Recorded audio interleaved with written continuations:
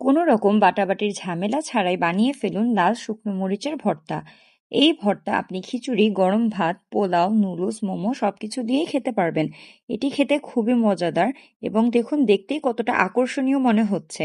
তো শুকনো মরিচের ভর্তা বানানোর জন্য প্রথমেই আমরা 1 মুঠ মরিচ নিয়ে নিব। তারপর আমরা একটি কড়াইয়ে পানি গরম করে তার মধ্যে সব শুকনো মরিচগুলো ঢেলে 3 থেকে 4 মিনিট সেদ্ধ করে নিব।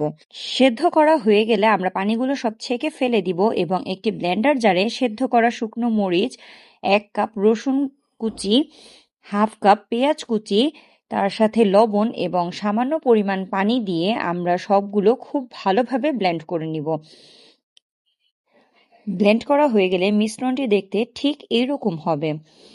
তারপর আমরা একটি কড়াইয়ে তেল গরম করে তার মধ্যে পুরো ব্লেন্ড করা মিশ্রণটি ঢেলে দিব এবং কন্টিনিউয়াসলি সেটি নাড়তে থাকবো। প্রায় 4 থেকে 5 মিনিট নাড়ার পর আমাদের যখন তেলটা হালকা হালকা উপরে ওঠা শুরু করবে, তখন আমরা এর সাথে সামান্য কিছু ধনেপাতা কুচি দিয়ে দিব এবং আবার 1 থেকে 2 মিনিট ভালোভাবে নেড়ে যখন সবগুলো ভর্তা ঠিক এইরকম কনসিস্টেন্সি এসে পড়বে, তখন আমরা একটি বাটিতে সার্ভ করে নিব এবং তখনই তৈরি হয়ে যাবে আমাদের মজাদার ঝাল ঝাল শুকনো মরিচের ভর্তা।